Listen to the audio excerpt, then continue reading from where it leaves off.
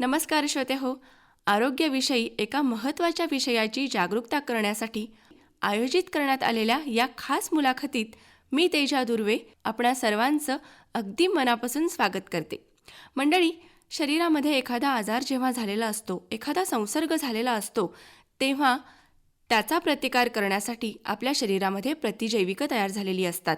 याशिवाय औषधोपचाराच्या माध्यमातून सुद्धा हा आजार बरा करण्यासाठी प्रयत्न केले जातात.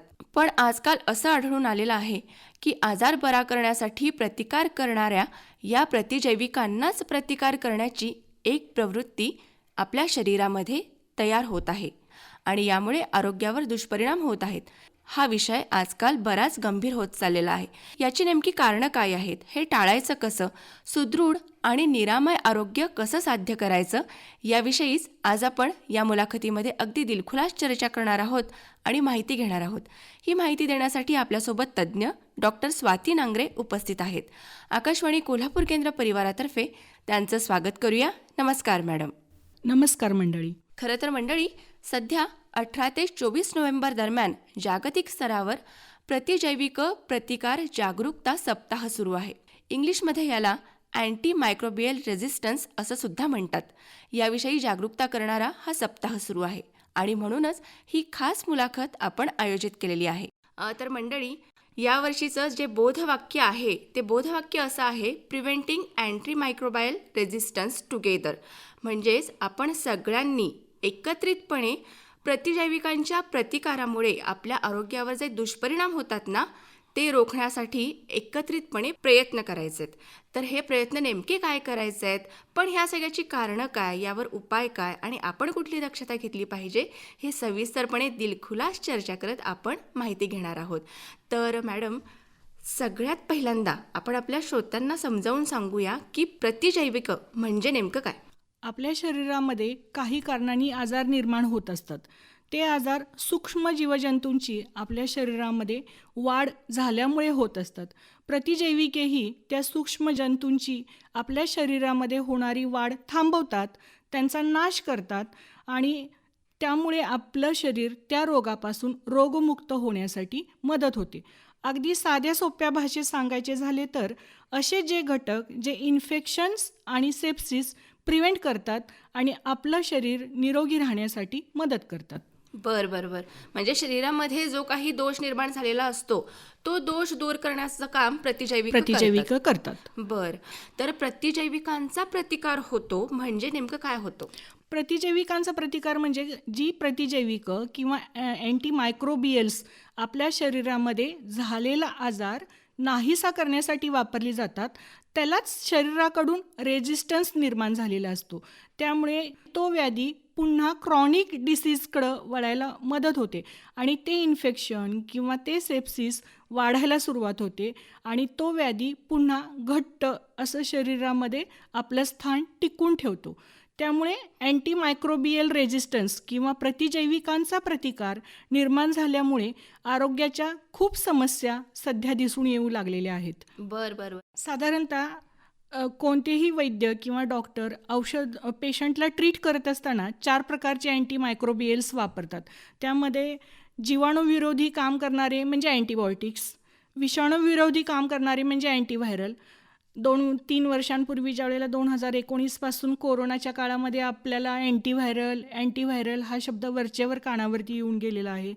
त्याचप्रमाणे बुरशीजन्य जे काही विकार असतील, फॉर एक्झाम्पल टिनिया असेल किंवा फंगल इन्फेक्शन्स असतील, तर त्याच्याविरुद्ध काम करणारी जे काही मेडिसिन्स किंवा जे काही औषधी द्रव्य आहेत त्यांना आपण अँटीफंगल असं म्हणतो. आणि परजीवी म्हणजे मलेरियासारखं जे काही पॅरासाईट आहे, आपल्या शरीरामध्ये मलेरियासारखा आजार निर्माण करतं, तर त्यांच्यावरती काम करणारी औषधं म्हणजे अँटीपॅरासायटिक मेडिसिन्स. अशी 4 प्रकारची ही अँटी मायक्रोबायल मेडिसिन्स आपण रोजच्या दैनंदिन प्रॅक्टिसमध्ये वापरलेली बघतो. बर. तर ज्यावेळेला बॅक्टेरिया किंवा व्हायरसेस किंवा फंगस किंवा पॅरासाइट्स हे प्रतिजैविक घटकांना प्रतिसाद देत नाहीत आणि त्याच्यामुळं प्रतिजैविक प्रतिकार त्या ठिकाणी निर्माण होतो आणि औषधांच्या प्रतिकाराचा परिणाम म्हणून अँटी मायक्रोबियल्स कुचकामी ठरतात आणि कोणतेही इन्फेक्शन यावर उपचार करणं त्यावेळेला कठीण होऊन जातं आणि ते इन्फेक्शन जास्त प्रमाणामध्ये शरीरभर पसरलं जातं आणि त्याचं पर्यवसान पुढं गंभीर स्वरूपाच्या आजारामध्ये होतं आणि परिणामी मृत्यू देखील रुग्णाचा होऊ शकतो. आपण बऱ्याच वेळेला बोलीभाषेमध्ये किंवा व्यवहारामध्ये सेप्टिसेमिक शॉकमध्ये पेशंट गेलेला आपण ऐकतो. तर ज्यावेळेला पेशंट सेप्टिसेमियामध्ये येतो, रुग्णालयामध्ये दाखल केला जातो, त्यावेळेला चांगल्या प्रकारचे अँटीबायोटिक्स किंवा ज्याला आपण हायर अँटीबायोटिक्स म्हणतो ते त्याला वापरलेली जात असतात. खरंच शरीर त्या अँटीबायोटिक्सला म्हणावं तेवढं दाद देत नाही आणि त्याचा परिणाम म्हणून सेप्टिसेमिक शॉकमध्ये पेशंट जातो आणि त्याचा त्या ठिकाणी मृत्यू होण्याची शक्यता जास्त दिसून येते. म्हणूनच ह्या वर्षीच्या थीममध्ये अँटीमायक्रोबियल ड्रगची परिणामकारकता किंवा इफेक्टिव्हिटी टिकून ठेवण्यासाठी गव्हर्मेंटनी किंवा प्रायव्हेट प्रॅक्टिस करणाऱ्या डॉक्टरांनी किंवा गव्हर्मेंट प्रॅक्टिस करणारे जे काही मेडिकल ऑफिसर्स आहेत ह्यांनी त्याचप्रमाणे क्रॉस सेक्टरल कोऑपरेशन करून ह्या प्रतिजैविकांचा वापरच कसा कमीत कमी प्रमाणामध्ये करता येईल ह्याच्याबद्दल लोकांच्यामध्ये अवेअरनेस किंवा जागरूकता निर्माण करण्याची सध्याच्या घडीला गरज निर्माण झालेली आहे. प्रतिजैविकांचा प्रतिकार आपल्या शरीरामध्ये झाल्यामुळे त्याचे अनेक दुष्परिणाम आरोग्यावर होत आहेत. हे सध्याच्या घडीला खूप मोठा हा चिंतेचा विषय बनलेला आहे, बरोबर आहे. पण याचा काही ऐतिहासिक याची पार्श्वभूमी पण आहे का? म्हणजे पूर्वीच्या पिढ्यांमध्ये किंवा पूर्वापारसुद्धा असे काही दाखले दिसून आलेले आहेत का? साधारणतः 1909 साली आर्सेनिक बेस्ड केमिकल्स जे सिफिलीससारखा जो गुप्तरोग, गोनोरिया किंवा सिफिलीस सारखे जे सेक्स्युअली ट्रान्समिटेड डिसिजेस अगदी पूर्वीपासून जे चालत आलेले आहेत त्या आजारावरती खूपच प्रभावीपणे वापरलं जायचं आणि तेच पहिलं मॉडर्न अँटीमायक्रोबियल एजंट म्हणून वापरलं गेल्याचे काही पुरावे आपल्याला पूर्वीचे आढळून येतात. त्यानंतर 19व्या शतकाच्या शेवटी कळू लागलं की निमोनिया किंवा ट्युबरक्युलोसिस यासारखे आजार जे काही आपल्या शरीरामध्ये निर्माण व्हायला लागलेले आहेत त्यासाठी जंतुसंसर्ग कारणीभूत आहे आणि त्या जंतुसंसर्गासाठीचे जर काही उपचार केले तर हे आजार निघून जातील किंवा ह्या आजारापासून मानवाला मुक्ती मिळेल. तर साधारणतः 1928 सालची एक गोष्ट आहे. सर अलेक्झांडर फ्लेमिंग आपल्या सगळ्यांनाच माहीत आहे, हे एक स्वीडिश शास्त्रज्ञ. हे प्रयोगशाळेमध्ये काम करत असताना काही कारणामुळं सुट्टीसाठी थोडे दिवस बाहेर गेले. ते ज्यावेळेला सुट्टीवरून परत लॅबमध्ये आले त्यावेळेला त्यांच्या अशा लक्षात आलं की जे मोल्ड्स त्यांनी तयार केलेला होता त्याची वाढ स्टेफिलोकॉकस बॅक्टेरियाच्या पेट्री डिशच्या वरती झालेली होती आणि त्या मोल्ड्समुळे बॅक्टेरियाची ग्रोथ त्या पेट्री डिशच्या इतर ठिकाणी प्रिव्हेंट केली गेलेली होती. अशा प्रकारे अपघातानेच त्या मोल्ड्सपासून पेनिसिलिनची निर्मिती केली आणि ज्यामुळे बॅक्टेरियल इन्फेक्शन्स खूप चांगल्या प्रकारे बरी होऊ लागली आणि सगळ्या जगभर पेनिसिलिनचा वापर खूप प्रभावीपणे आणि सर्रासपणे चालू झाला. त्यामुळं अलेक्झांडर फ्लेमिंग हे पेनिसिलिनचे आणि परिणामी बॅक्टेरियल इन्फेक्शन्सपासून संपूर्ण जगाला मुक्ती देणारे असे पहिले शास्त्रज्ञ म्हणून आपण त्यांचा उल्लेख करू लागलो. त्यानंतर प्रायोगिक तत्वावर पेनिसिलिनचा वापर मोठ्या प्रमाणात चालू झाला आणि दुसऱ्या महायुद्धाच्या काळात सैनिकांना झालेल्या जखमा भरून येण्यासाठी खूप मोठ्या प्रमाणात पेनिसिलिन वापरले जाऊ लागले. अशा प्रकारे अँटीबायोटिक म्हणून पेनिसिलिन किंवा खूप मोठ्या प्रमाणामध्ये ज्यावेळेला इन्फेक्टिव्ह फोकस ज्या ठिकाणी असेल त्या ठिकाणचं सेप्सिस प्रिव्हेंट करायला, ते इन्फेक्शन्स खूप चांगल्या प्रकारे प्रिव्हेंट करायला प्रतिजैविकांचा किंवा अँटीमायक्रोबियल मेडिसिन्सचा वापर वैद्यकशास्त्रामध्ये सुरू झाला. तर मग हा जो प्रतिकार होतोय हा सध्या जागतिक स्तरावर चिंतेचा विषय बनलेला आहे. ह्याचं कारण काय? अँटीमायक्रोबियल रेझिस्टन्समुळं ड्रग रेझिस्टन्स पॅथोजन्स निर्माण झालेले असतात आणि त्याच्यामुळं जे काही कॉमन इन्फेक्शन्स आहेत किंवा किरकोळ सर्दी खोकल्यासारखे जे काही आजार आहेत ते ट्रीट करण्याची त्यांची कपॅसिटी हळूहळू कमी होत चाललेली आहे. त्यामुळं मल्टी रेझिस्टन्स बॅक्टेरियल इन्फेक्शन्स वाढायला लागलेली आहेत आणि यामुळं वेगवेगळे जे काही मेडिकल प्रोसिजर्स आपण करतो, सर्जरी करतो, सिझेरियन सेक्शन धरा किंवा हिप जॉईंट रिप्लेसमेंटची सर्जरी असेल किंवा कॅन्सरशी रिलेटेड काही केमोथेरपीज असतील किंवा लिव्हर ट्रान्सप्लांट, किडनी ट्रान्सप्लांट, अगदी अलीकडच्या काळामध्ये हृदयाचं प्रत्यारोपण इत्यादी ज्या काय सर्जिकल जे काय प्रोसिजर्स आहेत त्या खूप रिस्की आणि चॅलेंजिंग अशा बनायला लागलेल्या आहेत. कारण ह्या अँटीमायक्रोबियलला रेजिस्टन्स निर्माण झालेला असल्यामुळे ह्या ज्या काही क्रिटिकल सर्जिकल ज्या काही प्रोसिजर्स आहेत त्या रुग्णाला केल्यानंतर पोस्ट ऑपरेटिव्ह किंवा पोस्ट सर्जरी सेप्सिस किंवा इन्फेक्शनचे कॉम्प्लिकेशन्स वाढायला लागलेले आहेत. आणि परिणामी ज्या उद्देशानं आपण जी सर्जिकल प्रोसिजर त्या पेशंटसाठी केलेली असते तो उद्देश सफल झालेला दिसून येत नाही, असं चित्र समाजापुढे यायला निर्माण झालेलं आहे. आणि त्याच्यामुळं पूर्वी एक साधं उदाहरण घ्यायचं झालं तर पूर्वी TBचे किंवा पल्मोनरी ट्युबरक्युलोसिसचे पेशंट आपण बघत होतो. पूर्वीच्या काळामध्ये एक 4 ड्रग थेरपी किंवा ड्रग थेरपी अशी एक साधारणतः 6 महिने किंवा 9 महिने पेशंटला त्यात दिली जायची.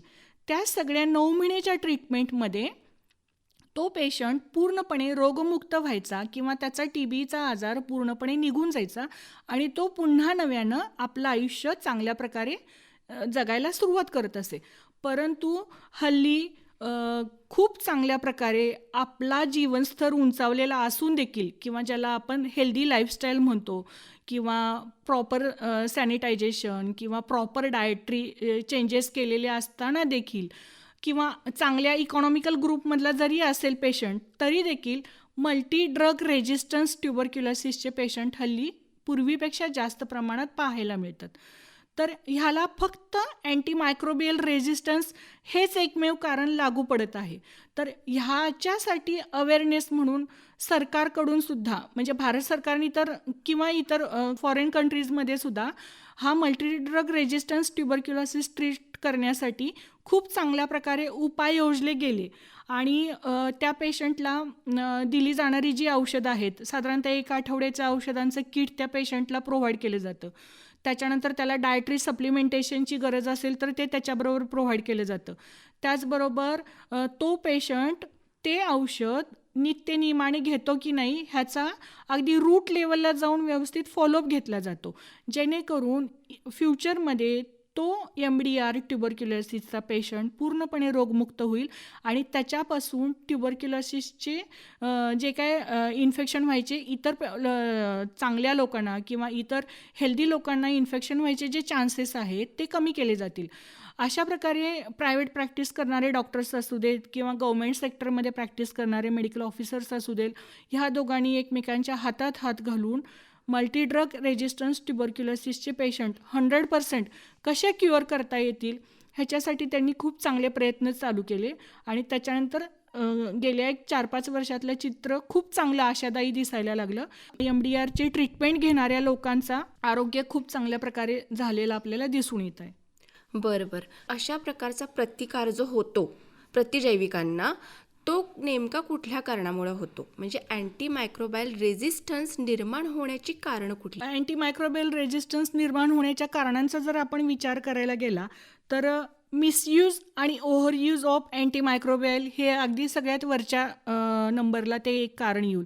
कारण ज्या वेळेला गरज असेल त्यावेळेला त्याचा वापर करणं आणि गरजेपेक्षा जास्त वापर न करणं ही 2 जर कारणं तंतोतंत वापरली तर अँटीमायक्रोबियल रेजिस्टन्स निर्माण होणार नाही, हे एक त्याच्या पाठीमागचं कारण आहे.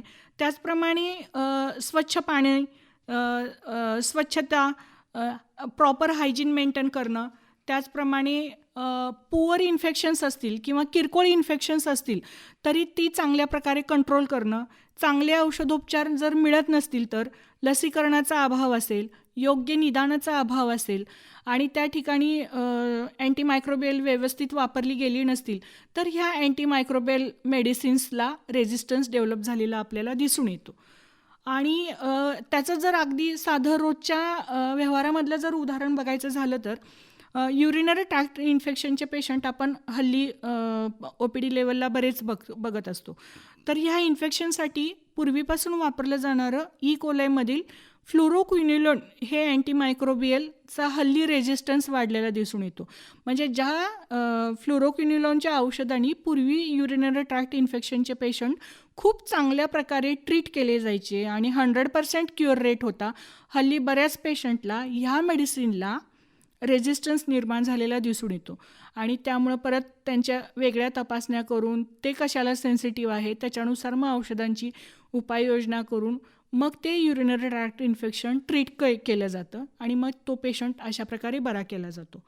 जगाच्या अनेक भागामध्ये असे देश आहेत जेथे अर्ध्याहून अधिक रुग्णांमध्ये हे अँटीमायक्रोबियलचे उपचार कुचकामी ठरायला लागलेत किंवा ज्याला आपण कोल्हापुरी भाषेमध्ये हे आजार मॉन्ड व्हायला लागलेले आहेत आणि त्याच्यामुळं हा सगळ्या वैद्यकीय क्षेत्रामध्ये खूप मोठा गहन असा प्रश्न निर्माण झालेला आहे. मगाशी मी तुम्हाला सांगितल्याप्रमाणे जे मल्टीड्रग रेजिस्टन्स ट्युबरक्युलोसिस असेल किंवा युरिनरी ट्रॅक्ट इन्फेक्शन असेल ते ट्रीट करण्यासाठी आपण अँटीबायोटिक्स वापरतो. काही व्हायरल इन्फेक्शन्स असतात. फॉर एक्झाम्पल मध्ये जे आपण कोरोनासारखा व्हायरस बघितला किंवा HIV ह्युमॅन इम्युनोडिफिशियन्सी व्हायरस एड्सचं जे इन्फेक्शन होतं त्याच्यामुळं ते जे व्हायरल इन्फेक्शन्स असतात तर त्या अँटीव्हायरल मेडिसिन्सचा देखील त्यांना रेजिस्टन्स निर्माण झालेले. काही पेशंट जे अँटीव्हायरल ड्रग रेजिस्टन्स निर्माण झालेले पेशंट आहेत, फॉर एक्झाम्पल इम्युनो कॉम्प्रोमाइज्ड रुग्ण म्हणजे एड्सचे जे काही रुग्ण आहेत किंवा HIV पॉझिटिव्ह जे पेशंट आहेत तर त्या रुग्णांमध्ये ह्या अँटीव्हायरल मेडिसिन्सचा जो रेजिस्टन्स निर्माण झालेला आहे ती खूप मोठी समस्या निर्माण झालेली आहे आणि त्याच्यामुळं अँटी रिट्रोव्हायरल जी काही मेडिसिन्स आपण देतो त्याच्यामुळं त्या पेशंटच्या प्रॉपर हेल्थवरतीच खूप मोठा त्याचा त्रास निर्माण झालेला दिसून येतो आणि जो क्युअर रेट आहे तो त्याच्यामुळं खूप खालावलेला आहे किंवा खूप कमी झालेला आपल्याला दिसून येतो. त्याचप्रमाणे पॅरासायटिक जे इन्फेक्शन्स आहेत त्याच्यासाठी दिली जाणारी किंवा मलेरियासारखा जो काय पॅरासाईट आहे त्याच्यासाठी दिली जाणारी जी अँटी मलेरियल ड्रग्ज आहेत त्या ड्रग्जला देखील काही ठिकाणच्या स्पेसिफिकली काही भागातल्या लोकांच्यामध्ये रेजिस्टन्स निर्माण झालेला आहे आणि त्याच्यामुळं मलेरियासारखा किरकोळ समजला जाणारा आजार सेरेब्रल मलेरियासारख्या कठीण अशा परिस्थितीमध्ये त्याचं पर्यवसान होतं जेणेकरून पेशंटला आपला जीव गमवावा लागतो. त्याच्यामुळं हा जो रेजिस्टन्स आहे हा वरवर पाहता जरी ही गोष्ट वरच्या स्वरूपाची दिसत असली तरी देखील त्याचं पर्यवसान खूप मोठ्या गंभीर अशा आजारांमध्ये निर्माण झालेलं आपल्याला दिसून येत आहे. त्याचप्रमाणे जे काही बुरशीजन्य विकार सध्याच्या काळामध्ये आपल्याला खूप जास्त प्रमाणात झालेले दिसून येतात तर हे बुरशीजन्य विकार म्हणजे फंगल इन्फेक्शन्स. हल्ली ह्या 4-5 वर्षामध्ये आम्ही प्रॅक्टिस करत असताना फंगल इन्फेक्शनचे पेशंट खूप जास्त प्रमाणामध्ये बघायला मिळायला लागलेले आहेत. तर हल्ली लोकांचं जी लाईफस्टाईल आहे ती थोडीशी उंचावलेली आहे, इकॉनॉमिकल लेवल थोडीशी उंचावलेली आहे. सोशल मीडिया किंवा TV किंवा रेडिओ किंवा न्यूजपेपर ह्यासारखे जे काय मीडिया आहे त्याच्यामुळं तुम्ही कसं राहावं, कसं खावं, कसं वागावं ह्याच्यासाठी खूप अवेअरनेस प्रोग्राम 24 तास डोळ्यापुढं कानावरती किंवा वाचनामध्ये सतत येत असतात. त्याच्यामुळे एकंदरीत लाईफस्टाईल खूप चांगल्या प्रकारची उंचावलेली असून देखील आत्ता अगदी झोपडपट्टीतला रुग्ण असेल किंवा चांगल्या आलिशान घरामध्ये राहणारा पेशंट असेल तर तो सध्या फंगल इन्फेक्शननी त्रस्त आहे. तर किरकोळ वाटणारा हा आजार नेहमीची जी आपण अँटीफंगल ड्रग जी काय देतो ह्या पेशंटला, फॉर एक्झाम्पल फ्लुकोनेझॉलसारखं जे औषध आहे त्याला देखील हल्ली बऱ्याच पेशंटला रेजिस्टन्स निर्माण झालेलं आहे. त्यामुळं योग्य उपचार घेत नाहीत पेशंट, एका डॉक्टरकडून दुसऱ्या डॉक्टरकडे फिरणं चालू असतं. खरं त्यांच्या लक्षात येत नाही की हे अँटीफंगल मेडिसिनला आलेला आपल्या बॉडीचा रेजिस्टन्स आहे, फक्त ह्या डॉक्टरांचा गुण आला नाही म्हणून त्या डॉक्टरांच्याकडे जावा असं पेशंट फिरत राहतो. याचा परिणाम ट्रीटमेंट अर्धवट होते. अर्धवट ट्रीटमेंट झाल्यामुळं आजार बळावतो आणि आजार बळावलेला असल्यामुळं पुन्हा तो ट्रीट करायला किंवा 100% क्युअर व्हायला बराच वेळ लागतो आणि ह्या सगळ्यामध्ये डॉक्टरचा आणि त्या रुग्णाचा दोघांचा पण पेशन्स बऱ्याच वेळेला कमी पडतो आणि मग हे किरकोळ स्वरूपाचे आजार खूप रॅपिडली स्प्रेड होतात कम्युनिटीमध्ये आणि ते त्रासदायक होतात. ह्या सगळ्या किरकोळ समजल्या जाणाऱ्या गोष्टींचा राष्ट्राच्या प्रगतीला सुद्धा सोशल, इकॉनॉमिकल, एज्युकेशनल बऱ्याच दृष्टिकोनातून जर आपण खोलात जाऊन विचार केला तर परिणाम होत असतो. त्याच्यामुळे हे देशाच्या, जगाच्या चिंतेचेच हे सगळे विषय निर्माण व्हायला सुरुवात झालेली आहे. तर मॅडम, प्रतिजैविकांचा प्रतिकार होऊन शरीरामध्ये जे दुष्परिणाम होतात त्यामुळे आणखी शारीरिक तक्रारी उद्भवू शकतात. पण अशा प्रकारचा हा प्रतिकार होऊच नये किंवा अशी वेळच कुठल्याही व्यक्तीवर किंवा रुग्णावर येऊ नये म्हणून आपण काही प्रयत्न करू शकतो का? त्यासाठी नेमकं काय केलं पाहिजे? अगदी नक्कीच आपण ह्यासाठी प्रयत्न करू शकतो. तर प्रतिजैविकांचा प्रतिकार निर्माण होण्यासाठी प्रतिजैविकांचा अतिवापर हे एक महत्त्वाचं कारण आहे. ते कारणच जर टाळायचं असेल तर प्रतिजैविकांचा वापरच करू द्यायचा नाही. अतिवापर राहू दे, खरं वापरच आपण करू द्यायचा नाही. तर तो प्रतिजैविकांचा वापर जर करायचा नसेल, ती वेळच आपल्या शरीरावरती आपल्याला येऊ द्यायची नसेल, तर काही ठराविक गोष्टी तंतोतंत पाळणं गरजेचं आहे. यासाठीच 5,000 वर्षापूर्वी आयुर्वेदशास्त्रामध्ये दिनचर्या आणि ऋतुचर्या पालन यांचं खूप साग्रसंगीत असं वर्णन केलेलं आहे. तर ऋतूनुसार ऋतुचर्या आणि सकाळी उठल्यापासून रात्री झोपेपर्यंत काय करावे, काय करू नये, काय खावे, काय खाऊ नये, याच्यासाठी खूप शास्त्र शुद्ध अशी माहिती संहिताकारांनी चरक, सुश्रुत आणि वाग्भट या तिन्ही संहितांमध्ये वर्णन केलेली आपल्याला आढळून येते. तर त्याविषयी थोडंसं आपण प्रकाशझोत टाकत असताना अगदी ब्राह्म्यमुहूर्त उत्तिष्ठे म्हणून ग्रंथकारांनी सांगून ठेवलेलं आहे. परंतु सध्याची जर आपण लाईफस्टाईल बघायला लागलं तर सॉफ्टवेअर इंजिनियर असणारा मुलगा तो ऑनलाईन राहावं लागत असल्यामुळं रात्रभर तो ऑफिशियल वर्कसाठी जागा राहतो. त्याला ब्राह्म्यमुहूर्त उत्तिष्ठे हे जर आपण लागू करायला लागलो तर त्याच्या संपूर्ण दिवसभराच्या लाईफस्टाईलवरती किंवा जीवनशैलीवरती त्याचे उलटेच परिणाम झालेले दिसून येतील. परंतु त्यातल्या त्यात रात्री लवकर झोपणं, सकाळी लवकर उठणं, उठल्यानंतर एक 15 ते 20 मिनिट चालण्यासारखा साधा सोपा व्यायाम करणं, त्यानंतर आपल्या अवतीभोवती जे पिकतं त्याचा आहारामध्ये समावेश करणं आणि न्याहारी सकाळची, त्यानंतर सकाळचं पहिलं जेवण साधारणतः 10:30 ते 11च्या दरम्यान प्रत्येक घास 32 वेळेला चावून चावून खाणं, त्याचनंतर 2.5 ते 3 लिटर पाणी दिवसभरामध्ये पिण्यासाठी वापरणं, ऋतूनुसार गरम किंवा ऋतूनुसार थंड पाणी याचा वापर करणं, त्याचप्रमाणे दिवसभराचं जे काही तुमचं रुटीन असेल, ऑफिस वर्क असेल किंवा काहीही काम असेल ते तुमच्या रुटीननुसार करणं, संध्याकाळी घरी आल्यानंतर रात्रीचा आहार 7 ते 7:30च्या आत करणं, तो देखील टी व्ही न पाहता आपलं फक्त आहारावरतीच लक्ष केंद्रित करून दिवसभरातले 24 तासातले सकाळचे 20 मिनिट, संध्याकाळचे 20 मिनिट फक्त जेवणासाठीच राखून ठेवणं, एकत्र बसून हसत खेळत समोर असलेल्या अन्नाला न नावं ठेवत अन्नग्रहण हे पंचज्ञानेंद्रियांनी केलं जाणारं काम आहे हे गृहीत धरून सगळी पंचज्ञानेंद्रिय आहारावरती केंद्रित करून आहाराचं सेवन करणं आणि मग रात्री साधारणतः 10:30 ते 11च्या दरम्यान अंथरुणाला पाठ टेकणं, ही एक ढोबळ मानाने किंवा वरच्या मानाने मी दिवसभराची दिनचर्या तुम्हाला सांगितली. ज्याच्या त्याच्या रुटीननुसार किंवा ज्याच्या त्याच्या व्यवसायानुसार ह्याचा तंतोतंत वापर किंवा ह्याचा तंतोतंत अवलंब जितका करू तितकं आपल्याला आरोग्य चांगल्या प्रकारे मिळेल. आणि ह्यासाठी कुठेही पैसा खर्च करण्याची गरज नाही, फक्त मॉडिफिकेशन थोड्याफार प्रमाणामध्ये इकडे तिकडे थोडंफार करणं गरजेचं आहे.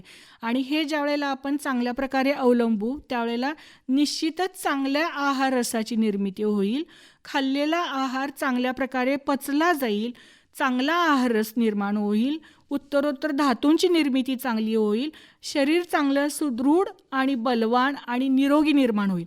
आणि हे सगळं झालं, निरोगी शरीर निर्माण झालं तर अँटीमायक्रोबियल मेडिसिन्स वापरण्याची वेळच येणार नाही. आणि ते जर आपण नाही वापरले तर रेजिस्टन्स ही तर फार लांबची गोष्ट राहिली. परंतु सध्या खूप ठिकाणी प्रगतीसाठी किंवा सर्वायवल फॉर एक्झिस्टन्स ज्याला आपण म्हणतो त्याच्यासाठी आपण सकाळपासून रात्री झोपेपर्यंत पळतच असतो, कारण कॉम्पिटिशन इतकी वाढलेली आहे, स्पर्धेचं जग आहे. अगदी बालवाडीला जाणाऱ्या मुलापासून ते अगदी 60 वर्ष वयाच्या माणसापर्यंत प्रत्येकजण स्ट्रेसमध्ये आहे. सकाळी उठल्यापासून रात्री झोपेपर्यंत घड्याळाच्या काट्याप्रमाणे आपण पळत असतो. तर ह्याही सगळ्या गोष्टी तंतोतंत फॉलो करत असताना फर्मेंटेड फूड टाळणं, बेकरीचे पदार्थ टाळणं, प्रिझर्वेटिव्ह किंवा आर्टिफिशियल कलर किंवा एजंट्स आर्टिफिशियल वापरून तयार केलेलं बाहेरचं खाणं टाळणं, शक्यतो शाकाहारावरती जोर देणं. मांसाहार जर खायचंच असेल तर ते पण कमी प्रोसेस केलेलं किंवा फ्रीज्ड नसलेलं किंवा पॅक्ड नसलेलं असं जर आपण अन्न सेवन करायला सुरुवात केली तर आपलं शरीर खूपच चांगल्या प्रकारे निरोगी राहील, यामध्ये मात्र शंका नाही. तर 5,000 वर्षांपूर्वी आयुर्वेदशास्त्रामध्ये या सगळ्या गोष्टींच्यासाठी एक खूप चांगला असा समर्पक श्लोक सांगितलेला आहे. मला इथं तो अगदी आवर्जून नमूद करावासा वाटतो. प्रसंगात गात्रसह संपर्कात निश्वासान्न सहभोजनात एकशय्या आसनाश्च अपि वस्त्रमालानुलेपनात कुष्ठज्वर शोषम च नेत्राभिषंदम एव च संक्रामंती नरानरम. अर्थात प्रसंगामध्ये गात्रसह संपर्कात म्हणजे खूप लोकांच्या संपर्कामध्ये एकत्र राहणं, श्वास निश्वास एकत्र घेणं, एकत्र भोजन करणं, एक शय्या किंवा एक आसनाचा वापर करणं, एकमेकांचा सध्या आपण टॉवेल, कपडे आणि किंवा नॅपकिन वापरणं म्हणतो, अनुलेपन किंवा माला वापरणं एकमेकांच्या, ह्या सगळ्या गोष्टींच्यामुळं कुष्ठ, ज्वर, शोष अर्थात राजक्षमा किंवा ज्याला आपण पल्मोनरी ट्युबरक्युलोसिस म्हणालो ते, किंवा नेत्राभिषंद म्हणजे कंजंक्टिव्हायटिस, यासारखे आजार निर्माण होण्याची शक्यता जास्त असते. तर हे सगळे कंटॅमिनेटेड डिसीज ग्रंथकारांनी 5,000 वर्षांपूर्वी सांगितलेले आहेत. तर हे सगळे स्वच्छतेच्या जर अवलंब प्रॉपर केला तर ह्या सगळ्या आजारांची निर्मितीच होणार नाही. म्हणून पर्सनल सॅनिटायझेशन, पर्सनल हायजीन ह्या सगळ्या गोष्टी खूप चांगल्या प्रकारे अवलंबल्या, चांगली हेल्दी लाईफस्टाईल अवलंबली तर आपण आजारीच पडणार नाही. आजारी नाही पडलं तर अँटी मायक्रोबायल एजंट जे काय आहेत, अँटीबायोटिक्स असतील, अँटीव्हायरल मेडिसिन्स, अँटीफंगल किंवा अँटी पॅरासिटिक मेडिसिन्स ह्याचा वापरच केला जाणार नाही आणि मग त्याचा रेजिस्टन्स निर्माण होण्याची गोष्ट तर फारच दूर राहील किंवा लांब राहील. खूपच छान माहिती सांगितली तुम्ही. या सगळ्यातून एक लक्षात येत आहे, आजार किती पण गंभीर असू दे, कितीही गंभीर असू दे, सात्विक जीवनशैलीमध्ये त्याचा उपाय दडलेला आहे. जाता जाता शेवटी एक सांगावंसं वाटतं. साधारणतः 1967च्या काळामध्ये अँटीबायोटिक्सचा वापर फार सर्रासपणे व्हायला सुरुवात झाली. अगदी रिमोट एरियामध्ये देखील अँटीबायोटिक्स त्यामध्ये खूप पोहोचलं आणि जास्त प्रमाणामध्ये रुग्ण लवकर बरा करण्यासाठी त्याचा वापर सर्रासपणे चालू झाला. सर्जन सोसायटीचे डायरेक्टर त्या काळात म्हणालेले होते की आता आपणास इन्फेक्शियस डिसीज हे पुस्तक बंद करावे लागेल. परंतु प्रत्यक्षात मात्र सध्याचं जे चित्र आपण 21व्या शतकामध्ये उभं असताना आपल्याला दिसायला लागलं की इन्फेक्शियस डिसीज ह्या पुस्तकाची पानं हळूहळू वाढायला सुरुवात झालेली आहेत. आणि ह्याचं एक अगदी चालतं बोलतं आपण सगळ्यांनी अनुभवलेलं उदाहरण म्हणजे कोविड-19. हे कोविड-19चं जे इन्फेक्शन आलं, एक साधा कोविड-19चा विषाणू आला आणि एक चालतं बोलतं किंवा पळतं धावतं जग क्षणात थांबल्यासारखं झालं.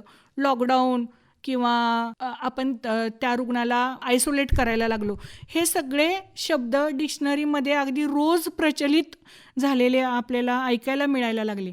आणि ह्या सगळ्या गोष्टींची जर वेळ येऊ द्यायची नसेल तर आपण पर्सनल लाईफस्टाईल चांगली, परिणामी आपल्या सोसायटीची लाईफस्टाईल चांगली, परिणामी आपल्या गावाची, जिल्ह्याची, राज्याची, देशाची आणि जगाची चांगल्या आरोग्याची मनोकामना करून जर हे सगळं आपण करायला लागलो तर अँटीमायक्रोबायलचा वापर खूप कमी प्रमाणात होईल, त्याचा रेजिस्टन्स निर्माण होणार नाही आणि सगळ्यात शेवटी सर्वेपी सुखिनः सन्तु सर्वे सन्तु निरामयाः एवढं बोलून मी थांबते. धन्यवाद. तर श्रोते हो, एखादा आजार बरा करण्यासाठी ठराविक औषधोपचार केले जातात, पण समजा जर त्याचा अतिरेक झालाच तर त्याचे दुष्परिणाम कालांतरानं आरोग्यावर दिसून येतात आणि मग चालू असणारी औषधोपचार पद्धतीसुद्धा निष्फळ ठरू लागते. याची कारणं नेमकी काय, हे टाळायचं कसं आणि याचे उपाय काय, याविषयी आज आपण या विशेष मुलाखतीमध्ये माहिती घेतली. अतिशय साध्या सोप्या भाषेत सविस्तरपणे आणि दिलखुलासपणे ही माहिती आपण घेतली. ही माहिती आपल्याला डॉक्टर स्वाती नांगरे यांनी दिली. आकाशवाणी कोल्हापूर केंद्र परिवारातर्फे त्यांचे मनपूर्वक आभार मानूया. धन्यवाद मॅडम. धन्यवाद.